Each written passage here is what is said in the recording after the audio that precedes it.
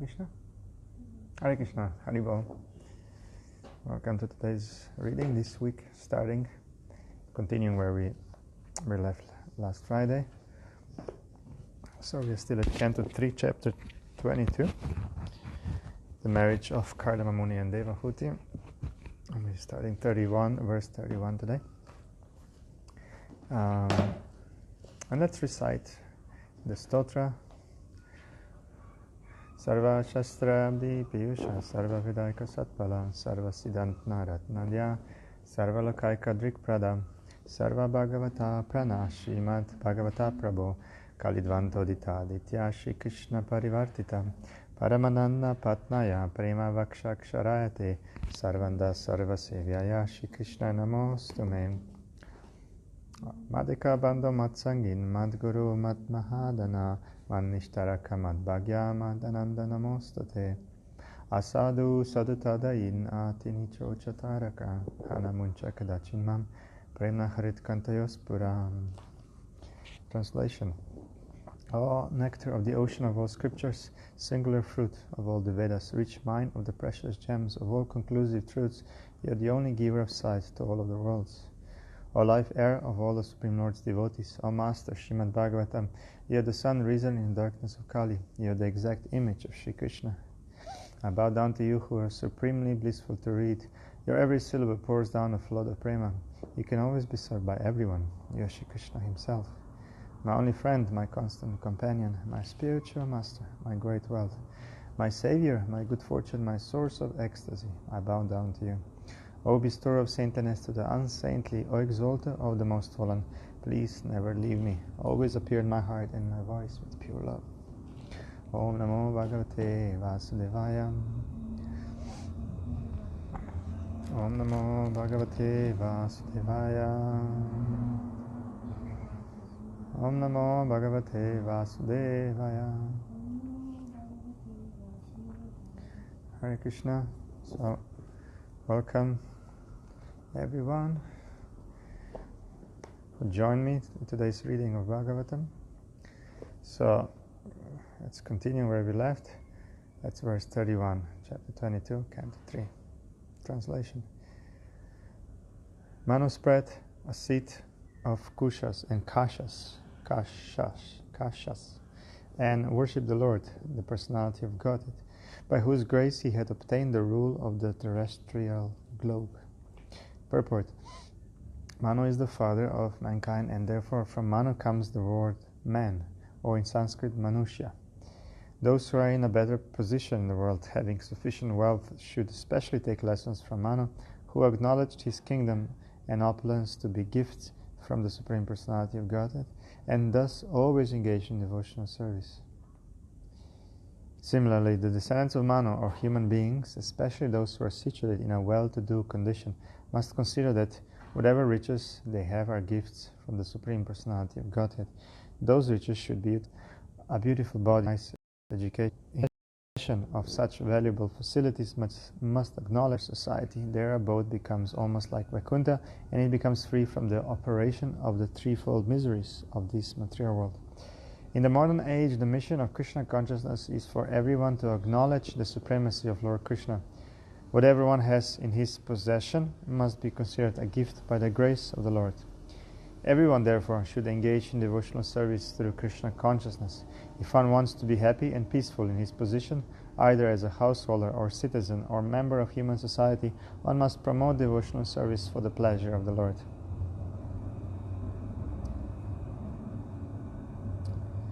Text 32.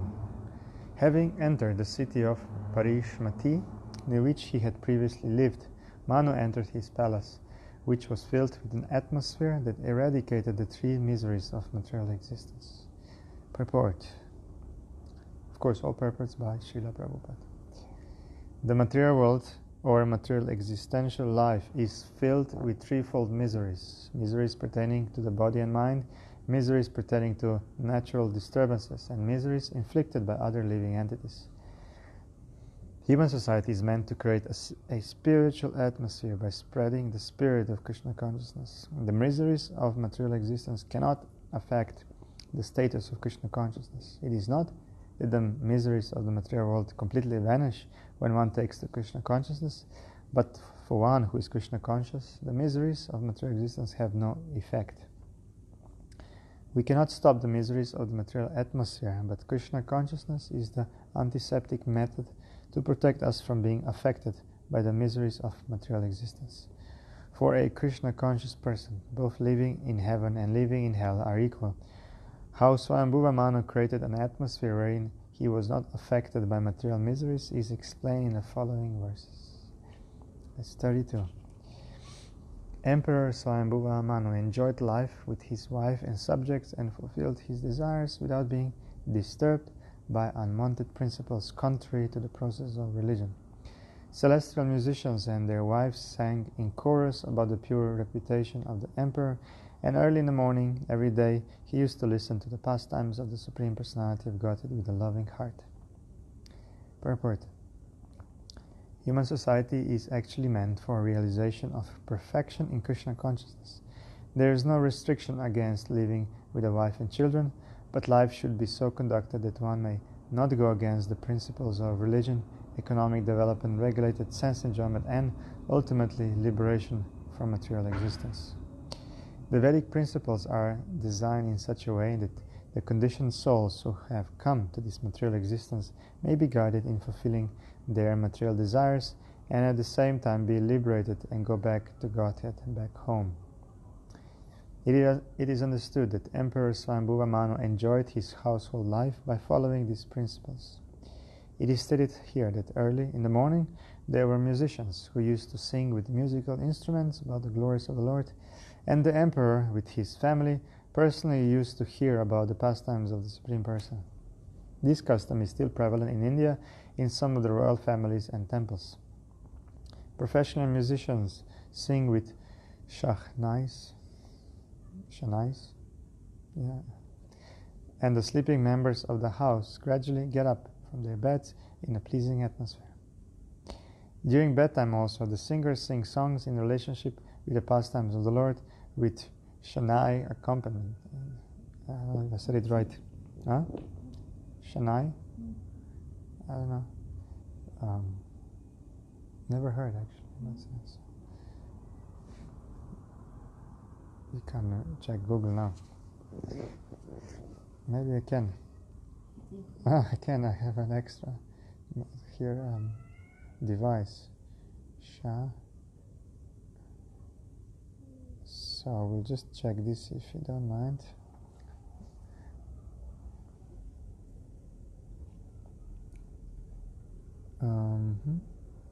It's an ancient ceremonial musical instrument, double-reeded wind instrument, similar to Western oboe. You know the oboe? I'm not sure if I know oboes. I heard about oboe. And we have a picture. It's like a type of flute. You can see here. Maybe for the cobras they use the shanai. When they use it in Mauritius for snakes, but they don't have snakes in. They don't have snakes in. Oh, they do. There are 4 times of shanais here. One, like 2 are bent. The 2 are bent, and 2 are like straight in different. Yeah. So this type of flute or wind instrument. Okay, now we know. But it's interesting. What nice. If you think of, you go to sleep with this. Someone's like entertaining you too, and. But it's all connected with remembering the glories of the Lord. Some sort of a song that it's related.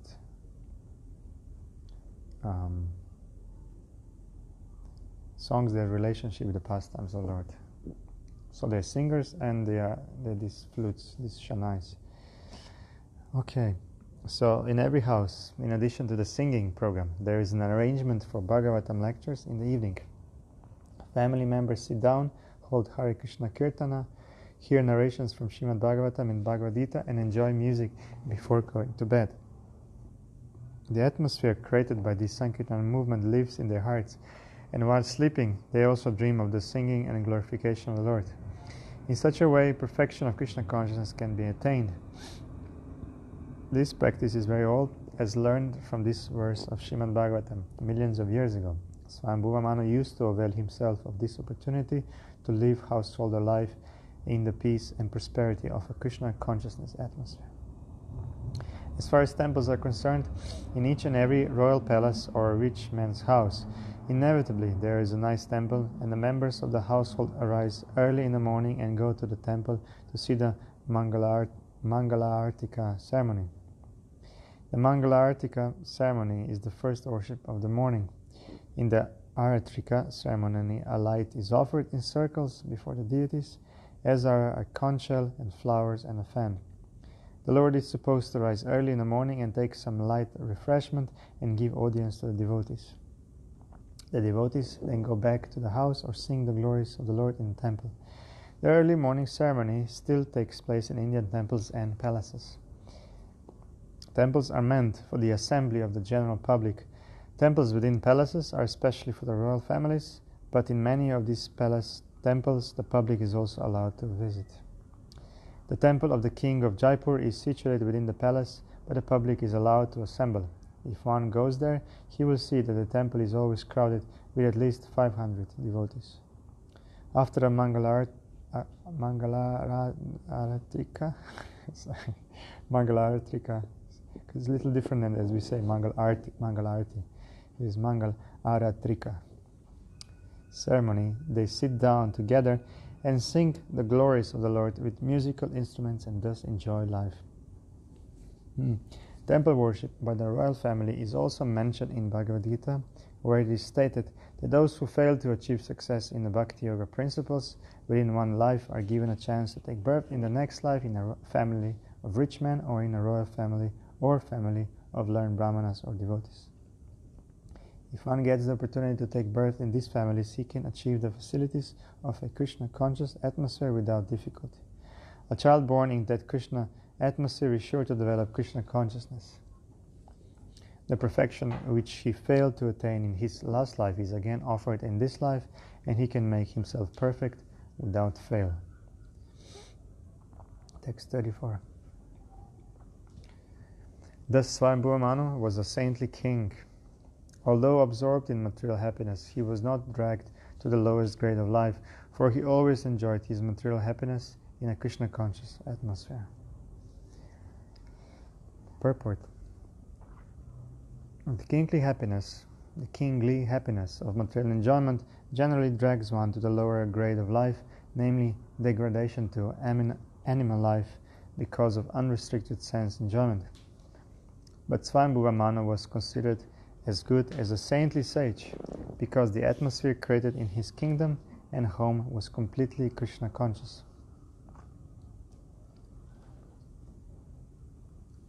So we have verse 34. Purport. Second sentence. No, third sentence. The case is similar with the conditioned souls in general.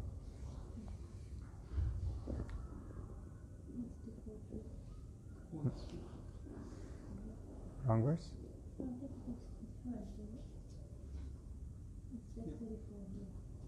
34. Purport. Purport, verse 3. Text, sentence 3 in purport. The case is similar with the conditioned souls in general. They have come into this material life for sense gratification, but if they are able to create a Krishna-conscious atmosphere, as depicted here, or as prescribed in revealed scriptures, by temple worship and household deity worship, then, in spite of their material enjoyment, they can make advancement in pure Krishna consciousness without doubt. At the present moment, modern civilization is too much attached to the material way of life or sense gratification. Therefore, the Krishna consciousness movement can give the people in general the best opportunity to utilize their human life in the midst of material enjoyment. Krishna consciousness does not stop them in their propensity for material enjoyment, but simply regulates their habits in the life of sense enjoyment. In spite of their enjoying the material advantages, They can be liberated in this very life by practicing Krishna consciousness by the simple method of chanting the holy names of the Lord. Hare Krishna, Krishna Krishna, Hare Hare, Hare Rama, Rama Rama, Hare Hare. It's the mantra. 35. Text 35. Translation. Consequently, although his duration of life gradually came to an end, his long life, consisting of a Manvantara era, was not spent in vain, since he ever engaged in hearing, contemplating, writing down, and chanting the pastimes of the Lord. Purport. As freshly prepared food is very tasteful, but if kept for 3 or 4 hours, becomes stale and tasteless, so the existence of material enjoyment can endure as long as life is fresh, but at the fag end of life everything becomes tasteless, and everything appears to be vain and painful. The life of Emperor Swayambhuva Manu, however, was not tasteless. As he grew older, his life remained as fresh as in the beginning because of his continued Krishna consciousness.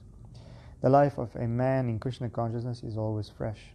It is said that the sun rises in the morning and sets in the evening, and its business is to reduce the duration of everyone's life. But the sunrise and sunset cannot diminish the life of one who engages in Krishna consciousness. Swayambhuva Manu's life did not become stale after some time, for he engaged himself always in chanting about and meditating upon Lord Vishnu. He was the greatest yogi because he never wasted his time. It is especially mentioned here, Vishnu Kurvato Bruvata Kataha. When he talked only of Krishna and Vishnu, the personality of Godhead. When he heard something, it was about Krishna. When he meditated, it was upon Krishna and his activities. It is stated that his life was very long, 71 yugas. One yuga is completed in 4,320,000 years. 71 of such yugas is the duration of the life of a Manu, and 14 such Manus come and go in one day of Brahma. For the entire duration of his life, 4,320,000 times 71 years. We have a calculator. That much. Manu engaged in Krishna consciousness by chanting, hearing, talking about, and meditating upon Krishna. Therefore, his life was not wasted, nor did it become stale. Text 36. He passed his time, which lasted 71 cycles of the 4 ages, 71 times 4,320,000 years, always thinking of Vasudeva and always engaged in matters regarding Vasudeva. Thus he transcended the 3 destinations. Purport. The 3 destinations are meant for persons who are under the control of the 3 modes of material nature. These destinations are sometimes described as the awakened, dreaming, and unconscious stages. In Bhagavad Gita, the 3 destinations are described as the destinations of persons in the modes of goodness, passion, and ignorance. It is stated in the Gita that those who are in the mode of goodness are promoted to better living conditions in higher planets, and those who are in the mode of passion remain within this material world on the earth or on heavenly planets. But those who are in the mode of ignorance are degraded to an animal life on planets where life is lower than human. But one who is Krishna conscious is above these 3 modes of material nature. It is stated in Bhagavad Gita that anyone who engages in devotional service to the Lord automatically becomes transcendental to the 3 destinations of material nature and is situated in the Brahma Bhuta, or self-realized stage. Although Swayambhuva Manu, the ruler of this material world, appeared to be absorbed in material happiness, he was neither in the mode of goodness nor in the mode of passion or ignorance, but in the transcendental stage. Therefore, one who fully engages in devotional service is always liberated. Bilvan Mangala Thakur, a great devotee of the Lord, stated, "If I have unflinching devotion to the lotus feet of Krishna, then Mother Liberation is always engaged in my service. The complete perfection of material enjoyment, religion, and economic development is at my command." End quote. People are after dharma, artha, kama, and moksha. Generally, they perform religious activities to achieve some material gain, and they engage in material activity for sense gratification. After being frustrated in material sense gratification, one wants to be liberated and become one with the absolute truth. These 4 principles form the transcendental path for the less intelligent. Those who are actually intelligent engage in Krishna consciousness, not caring for these 4 principles of the transcendental method. They at once elevate themselves to the transcendental platform which is above liberation. Liberation is not a very great achievement for a devotee, to say nothing of the results of ritualistic performances in religion, economic development, or the materialistic life of sense gratification. Devotees do not care for this. They are situated always on the transcendental platform of the Brahman Bhuta stage of self-realization. 37. Therefore, O Vidura, how can persons completely under the shelter of Lord Krishna in devotional service be put into miseries pertaining to the body, the mind, nature, and other men and living creatures? Purport. Every living entity within this material world is always afflicted by some kind of miseries pertaining either to the body, the mind, or natural disturbances. Distresses due to cold in winter and severe heat in summer always inflict miseries on the living entities in this material world. But one who has completely taken shelter of the lotus feet of the Lord in Krishna consciousness is in the transcendental stage. He is not disturbed by any miseries, either due to the body, the mind, or natural disturbances of summer and winter. He is transcendental to all these miseries. 38. In reply to questions asked by certain sages, he, Swayambhuva Manu, out of compassion for all living entities, taught the diverse sacred duties of man in general and the different varnas and ashramas. So, sacred duties. 39. I have spoken to you of the wonderful character of Swayambhuva Manu, the original king, whose reputation is worthy of description. Please hear as I speak of the flourishing of his daughter Devahuti.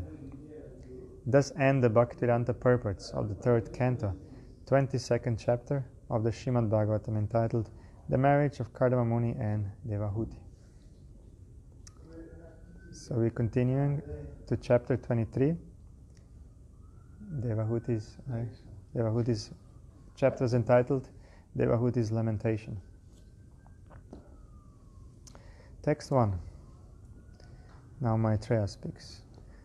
Maitreya continued. After the departure of her parents, the chaste woman Devahuti, who could understand the desires of her husband, served him constantly with great love, as Bhavani, the wife of Lord Shiva, serves her husband. Purport. The specific example of Bhavani is very significant. Bhavani means the wife of Bhava, or Lord Shiva, Bhavani, or Parvati, the daughter of the king of the Himalayas, selected Lord Shiva, who appears to be just like a beggar, as her husband. In spite of her being a princess, she undertook all kinds of tribulations to associate with Lord Shiva, who did not even have a house, but was sitting underneath the trees and passing his time in meditation. Although Bhavani was the daughter of a very great king, she used to serve Lord Shiva just like a poor woman. Similarly, Devahuti was the daughter of an emperor, Swayambhuva Manu, yet she preferred to accept Kardama Muni as her husband. She served him with great love and affection, and she knew how to please him. Therefore, she is designated here as Sadhvi, which means a chaste, faithful wife. Her rare example is the ideal of Vedic civilization. Every woman is expected to be as good and chaste as Devahuti or Bhavani. Today in Hindu society, unmarried girls are still taught to worship Lord Shiva with the idea that they may get husbands like him. Lord Shiva is the ideal husband, not in the sense of riches or sense gratification, but because he is the greatest of all devotees. Vaishnavanam yatha Shambhu. Shambhu, or Lord Shiva, is the ideal Vaishnava. He constantly meditates upon Lord Rama and chants Hare Rama, Rama Rama, Hare Hare. Lord Shiva has a Vaishnava Sampradaya, which is called a Vishnu Swami Sampradaya. Unmarried girls worship Lord Shiva so that they can expect a husband who is as good as a Vaishnava as he. The girls are not taught to select a husband who is very rich or very opulent for material sense gratification. Rather, if a girl is fortunate enough to get a husband as good as Lord Shiva in devotional service, then her life becomes perfect. The wife is dependent on the husband, and if the husband is a Vaishnava, then naturally she shares the devotional service of the husband because she renders him service. This reciprocation of service and love between husband and wife is the ideal of a householder's life. Text 2. O Vidura, Devahuti served her husband with intimacy and great respect, with control of the senses, with love and with sweet words. Purport. Here two words are very significant. Devahuti served her husband in two ways, Vishrambhena and Gauravena. These are two important processes in serving the husband or the Supreme Personality of Godhead. Vishrambhena means with intimacy, and Gauravena means with great reverence. The husband is a very intimate friend. Therefore, the wife must render service just like an intimate friend. And at the same time, she must understand that the husband is superior in position, and thus she must offer him all respect. A man's psychology and woman's psychology are different. As constituted by bodily frame, a man always wants to be superior to his wife, and a woman, as bodily constituted, is naturally inferior to her husband. Thus the natural instinct is that the husband wants to post himself as superior to the wife, and must be observed. Even if there is some wrong on the part of the husband, the wife must tolerate, and there will be no misunderstanding between husband and wife. Vishrambhena means with intimacy, but it must not be familiarity that breeds contempt. According to the Vedic civilization, a wife cannot call her husband by name. In the present civilization, the wife calls her husband by name, and she does not. Thus the inferiority and superiority complexes are recognized. Damena cha, a wife has to learn to control herself even if there is a misunderstanding. Sauhridena vacha madhuraya means always desiring good for the husband and speaking to him with sweet words.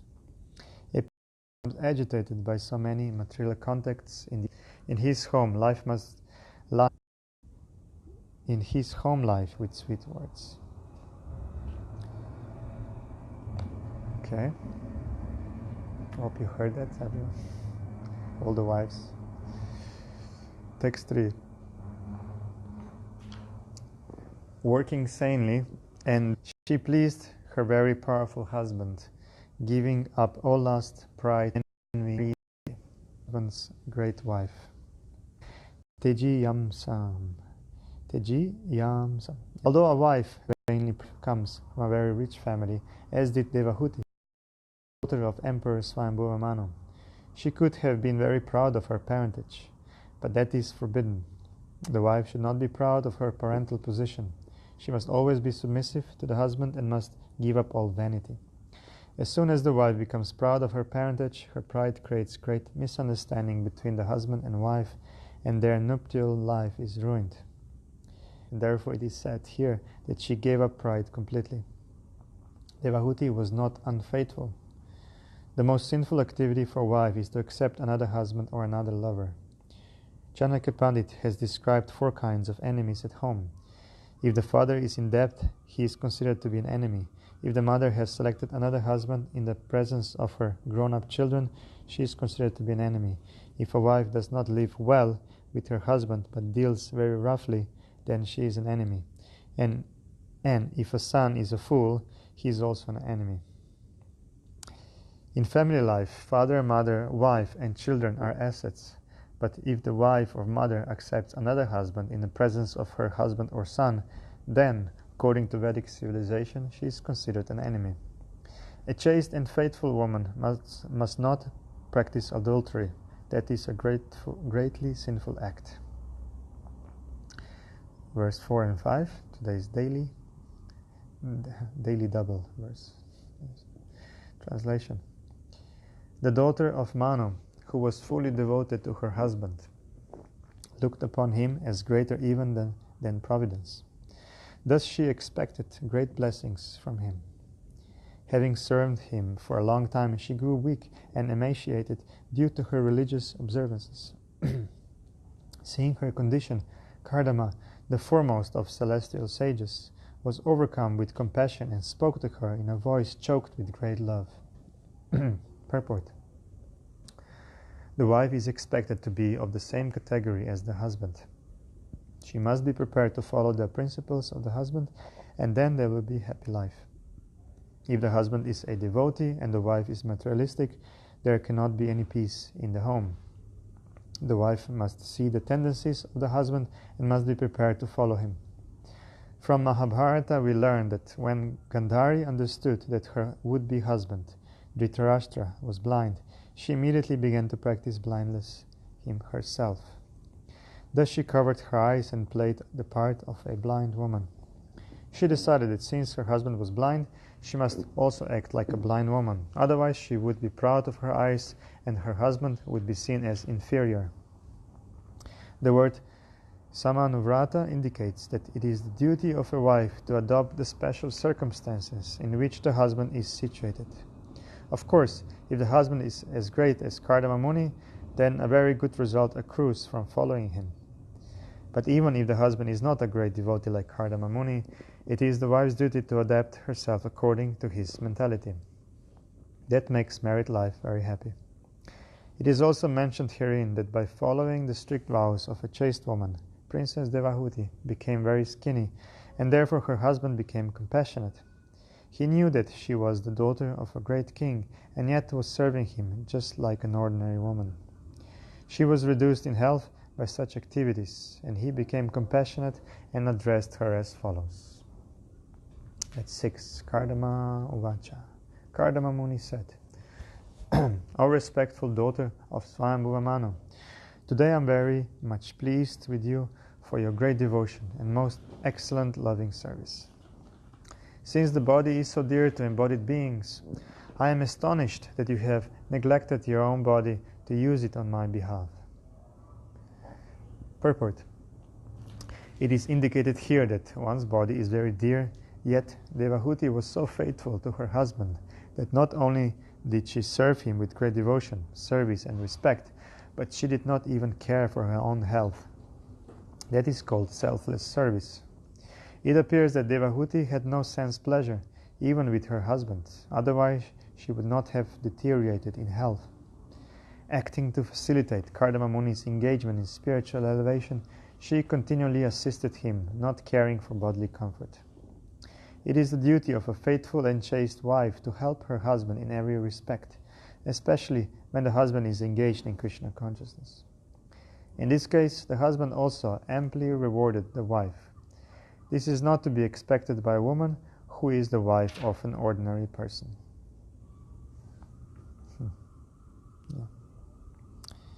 7. Translation. Kardama Muni continued, I have achieved the blessings of the Lord in discharging my own religious life of austerity, meditation and Krishna consciousness. Although you have not yet experienced these achievements, which are free from fear and lamentation, I shall offer them all to you because you are engaged in my service. Now just look at them. I am giving you the transcendental vision to see how nice they are. Purport. Devahuti engaged only in the service of Kardama Muni.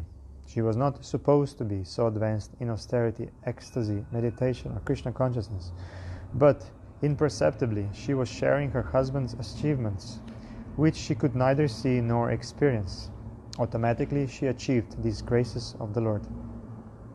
What are the graces of the Lord? It is stated here that the graces of the Lord are abhaya, free from fearfulness. In the material world, if someone accumulates $1 million, he is always full of fear, because he is always thinking, what if the money is lost? But the benediction of the Lord, Bhagavat Prasada, is never to be lost. It is simply to be enjoyed. There is no question of loss. One simply gains and enjoys gaining. Bhagavad Gita also confirms this. When one achieves the grace of the Lord, the result is that sarva dukkhani, all distresses are destroyed. When situated in a transcendental position, one is freed from the two kinds of material diseases, hankering and lamentation. This is also stated in Bhagavad Gita. After devotional life begins, we can achieve the full result of love of Godhead. Love of Krishna is the highest perfection of Bhagavat Prasada, or divine mercy. This transcendental achievement is so greatly valuable that no material happiness can compare to it. Prabodhananda Saraswati said that if one achieves the grace of Lord Chaitanya, he becomes so great that he does not care a fig even for the demigods. He thinks of monism as hellish, and for him the perfection of controlling the senses is as easy as anything. Heavenly pleasures become to him no more than stories. Actually, there is no comparison between material happiness and transcendental happiness. By the grace of Kardama Muni, Devahuti experienced actual realization simply by serving. We get a similar example in the life of Narada Muni. In his previous life, Narada was a maidservant's son, but his mother was engaged in the service of great devotees. He got the opportunity to serve the devotees, and simply by eating the remnants of their foodstuff and carrying out their orders, he became so elevated that in his next life he became the great personality Narada. For spiritual achievement, the easiest path is to take shelter of a bona fide spiritual master and to serve him with heart and soul. That is the secret of success. As stated by Vishwanatha Chakravarti Thakur in his 8 stanzas of prayer to the spiritual master, Yasya Prasada Bhagavat Prasada. And this is, by the way, what's sang in Mangalarati, which mentioned just a few verses back. By serving or receiving the grace of the spiritual master, one receives the grace of the Supreme Lord.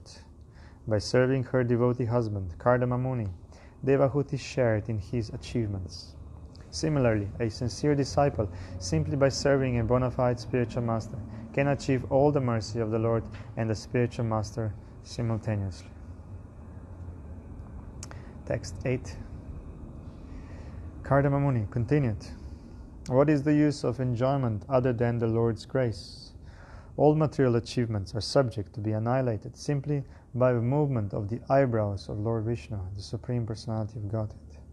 By your principles of devotion to your husband, you have achieved and can enjoy transcendental gifts, very rare persons, proud of aristocracy and material possessions." Purport. Lord Chaitanya recommended that the greatest achievement of human life is to achieve the grace of the Lord, love of God. He said, "Prema Pamarto Mahan." To achieve love of Godhead is the highest perfection of life. The same perfection is recommended by Kardama Muni to his wife. His wife belonged to a very aristocratic royal family. Generally, those who are very materialistic or who possess material wealth and prosperity are unable to appreciate the value of transcendental love of God. Although Devahuti was a princess coming from a very great royal family, fortunately she was under the supervision of her great husband, Kardama Muni, who offered her the best gift which can be bestowed in human life, the grace of the Lord, or love of God. This grace of the Lord was achieved by Devahuti by the good will and satisfaction of her husband. She served her husband, who was a great devotee and saintly person, with great sincerity, love, affection, and service, and Kardama Muni was satisfied. He willingly gave love of God, and he recommended that she accept it and enjoy it because he had already achieved it. Love of God is not an ordinary commodity. Chaitanya Mahaprabhu was worshipped by Rupa Goswami because he distributed love of God, Krishna Prema, to everyone. Rupa Goswami praised him as Mahavadanya, a greatly munificent personality, because he was freely distributing to everyone love of Godhead, which is achieved by wise men only after many, many births. Krishna Prema, Krishna consciousness, is the highest gift which can be bestowed on anyone whom we presume to love. Presume? Yeah. One word used in this verse, Nija Dharma Dohan, is very significant. Devahuti, as the wife of Kardama Muni, achieved an invaluable gift from her husband because she was very faithful to him. For a woman, the first principle of religion is to be faithful to her husband. If Fortunately, the husband is a great personality, then the combination is perfect, and the lives of both the wife and the husband are at once fulfilled. Text 9. Upon hearing the speaking of her husband, who excelled in knowledge of all kinds of transcendental science, innocent Devahuti was very satisfied. Her smiling face shining with a slightly bashful glance, she spoke in a choked voice because of great humility and love. Purport. It is said that if one is already engaged in Krishna consciousness and is rendering transcendental loving service to the Lord, then it can be supposed that he has finished all the recommended courses of austerity, penance, religion, sacrifice, mystic yoga, and meditation. Devahuti's husband was so expert in the transcendental science that there was nothing for him to argue about, and when she heard him speak, she was confident that since he was very much advanced in devotional service, he had already surpassed all transcendental educational activities. She had no doubt about the gifts offered by her husband. She knew that he was expert in offering such gifts, and when she understood that he was offering the greatest gift, she was very satisfied. She was overwhelmed with ecstatic love, and therefore she could not reply. Then, with faltering language, just like an attractive wife, she spoke the following words. Shri Devahuti said, text 10, My dear husband, O best of Brahmanas, I know that you have achieved perfection and are the master of all the infallible mystic powers, because you are under the protection of Yogamaya, the transcendental nature. But you once made a promise that our bodily union should now fulfill, since children are a great quality for a chaste woman who has a glorious husband. Purport. Devahuti expressed her happiness by uttering the word bhata, for she knew that her husband was in a highly elevated transcendental position and was under the shelter of Yogamaya. As stated in Bhagavad Gita, those who are great souls, Mahatmas, are not under the control of the material energy. The Supreme Lord has two energies, material and spiritual. The living entities are marginal energy. As marginal energy, a person may be under the control of the material energy or the spiritual energy, Yogamaya. Kardama Muni was a great soul, and therefore he was under the spiritual energy, which means that he was directly connected with the Supreme Lord. The symptom of this is Krishna consciousness, constant engagement in devotional service. This was known to Devahuti, yet she was anxious to have a son by bodily union with the sage. She reminded her husband of his promise to her parents, I will remain only until the time of Devahuti's pregnancy. She reminded him that for a chaste woman to have a child by a great personality is most glorious. She wanted to be pregnant, and she prayed for that. The word stri means expansion. By bodily union of the husband and wife, their qualities are expanded. Children born of good parents are expansions of the parents' personal qualifications. Both Kardama Muni and Devahuti were spiritually enlightened. Therefore, she desired from the beginning that first she be pregnant and then she be empowered with the achievement of God's grace and love of God. For a woman, it is great ambition to have a son of the same quality as a highly qualified husband. Since she had the opportunity to have Kardama Muni as her husband, she also desired to have a child by bodily union. Text 11. Devahuti continued, My dear Lord, I am struck by excited emotion for you. Therefore, kindly make what arrangements must be made according to the scriptures, so that my skinny body, emaciated through unsatisfied passion, may be rendered fit for you. Also, my Lord, please think of a suitable house for this purpose. Just by the way, we need a house, darling. Purport. The Vedic literatures are not only full of spiritual instruction, but are also instructive in how to prosecute material existence very nicely, with the ultimate aim of spiritual perfection. Devahuti asked her husband, therefore, how to prepare herself for sex life according to the Vedic instructions. Sex life is especially meant for having good children. The circumstances for creating good children are mentioned in Kama Shastra, the scripture in which suitable arrangements are prescribed for factually glorious sex life. Everything needed is mentioned in the scriptures. What sort of house and decorations there should be, what sort of dress the wife should have, how she should be decorated with ointments, scents, and other attractive features, etc. With this requisite fulfilled, the husband will be attracted by her beauty, and a favorable mental situation will be created. The mental situation at the time of sex life may then be transferred into the womb of the wife, and good children can come out of that pregnancy. Here is a special reference to Devahuti's bodily features. Because she had become skinny, she feared that her body might have no attraction for cardamom.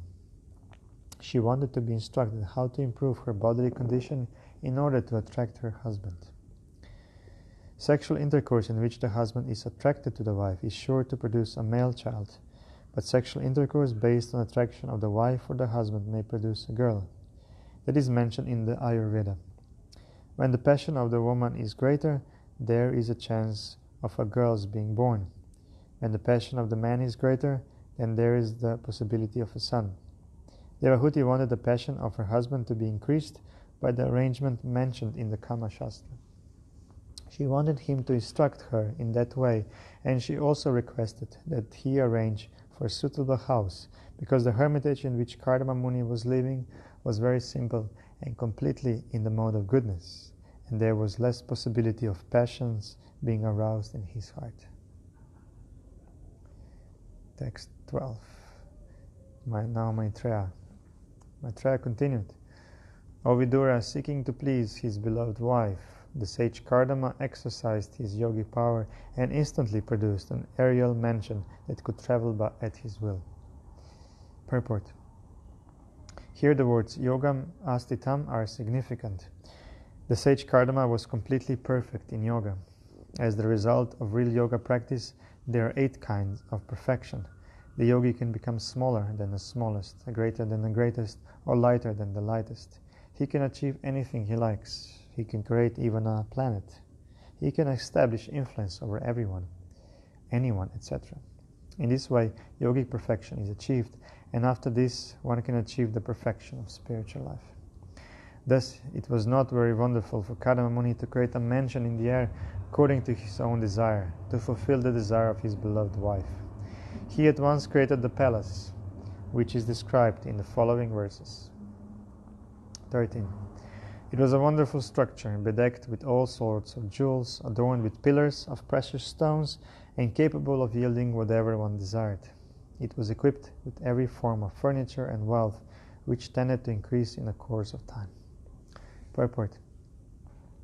The castle created in the sky by Kardama Muni may be called a castle in the air, but by his mystic power of yoga, Kardama Muni actually constructed a huge castle in the air. To our feeble imagination, a castle in the sky is an impossibility, but if we scrutinizingly consider the matter, we can understand that it is not impossible at all. It is a supreme God that can create so many planets, carrying millions of castles in the air, easily construct one castle in the air. The castle is described as Sarva Kama Dugam, yielding whatever one desired. It was full of jewels. Even the pillars were made of pearls and valuable stones. These valuable jewels and stones were not subject to deterioration, but were everlastingly and increasingly opulent. We sometimes hear of castles thus bedecked on the surface of this earth also. The castle is constructed by Lord Krishna for his lamplight during the night.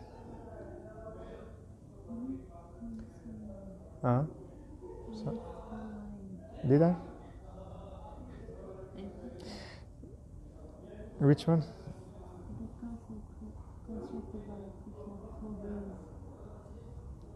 The castle? Sorry. The castle is constructed by Lord Krishna for his lamplight during the night. Yeah, can I read then what's missing? So I have a different version. So it's not me, but it was... Where is it? The castle is constructed by Lord Krishna for his 16,108 wives were so bedecked with jewels that there was no need of lamplight during the night. Okay. So this mine is older, although it's a newer device. Because I'm not reading from Veda base. I just find it easy because as I can highlight. That's probably the only reason I'm using it. So we have time for one or two more? Yeah, for a few verses. So 14 and 15. The castle was fully equipped with all necessary paraphernalia, and it was pleasing in all seasons. Stones and artistic work of variegated colors. It was further embellished with wreaths of charming flowers that attracted sweetly humming bees, and with tapestries of linen, silk, and various other fabrics. Text 16. The palace looked charming, with beds, couches, fans, and seats, all separately arranged in 7 stories. Purport. It is understood from this verse that the castle had many stories. The words upari vinyasta indicate that skyscrapers are not newly invented. Even in those days, millions of years ago, the idea of building many storied houses was current. They contained not merely 1 or 2 rooms, but many different apartments, and each was completely decorated with cushions, bedsteads, sitting places, and carpets. 17. Its beauty was enhanced by artistic engravings here and there on the walls. The floor was of emerald with coral daisies. Is it daisies? Daisies. Huh? You know, it's like when you sit, it's like elevated or something. Like a stage. Like you have stage, little. Stage is usually like there is like days. Purport. At the present moment, people are very proud of their architectural art, yet floors are generally decorated with colored cement. It appears, however, that the castle constructed by the yogi Parasakardha Muni had floors of emerald with coral daisies. Maybe it means something else. Anyway, we'll finish here. Description. We'll continue tomorrow from verse Canto 3, chapter 23, verse 18. Same time, 6:30 to 7:30.